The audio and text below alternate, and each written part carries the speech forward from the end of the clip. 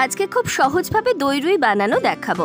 তার জন্য নিয়ে নিয়েছি 3টে রুই মাছের টুকরো। খুব ভালো করে মাছগুলোকে নুন আর হলুদ মাখিয়ে নিয়ে নিয়েছি।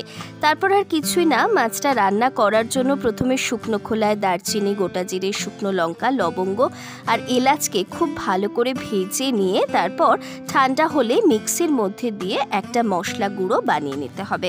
তারপর ওই ফ্রাইং প্যানের মধ্যেই পরিমাণ মতো সর্ষের তেল গরম করে মাছগুলোকে নুন হলুদ মাখিয়ে এপিট করে ভেজে তুলে রেখেছি। এরপর মিক্সির মধ্যে কুচি করে কেটে রাখা পেঁয়াজ, আদা বাটা, লঙ্কা দিয়ে একটা পেস্ট বানিয়ে তারপর ওই ফ্রাইং প্যানের তেলের মধ্যে ওই বাটাটা দিয়ে ভালো করে নাড়াচাড়া করে নিয়েছি।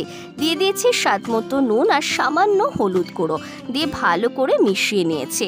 এরপর টুকরো করে কেটে রাখা টমেটো দিয়েছি স্বাদ মতো চিনি। একটা আলাদা পাত্রের মধ্যে কিছুটা কাজু কিশমিশকে জলের মধ্যে অন্তত 10 থেকে 15 মিনিটের জন্য ভিজিয়ে রেখেছিলাম। এরপর যে গুঁড়ো মশলাটা বানিয়ে রেখেছিলাম সেটা ওই ভেজে রাখা পেঁয়াজের মধ্যে দিয়ে দিয়েছি। তারপর মিক্সির মধ্যে বাড়িতে পাতা টক দই আর তার মধ্যে ভিজিয়ে রাখা কাজু কিশমিশ দিয়ে একটা ভালো করে পেস্ট বানিয়ে নিয়েছি। ওই পেঁয়াজটা ভালো করে কষানো হয়ে গেলে তারপরে এই টক দইয়ের পেস্টটা দিয়ে দিয়েছি। দেখুন তো রঙটা কি সুন্দর চলে এসেছে। তারপরে মিক্সি ধোয়া জলটাও এর মধ্যে দিয়ে দিয়েছি। বেশ যখন টকবক করে ফুটবে তখন কয়েকটা কাঁচা পাকা লঙ্কা এর মধ্যে দিয়ে দিয়েছি।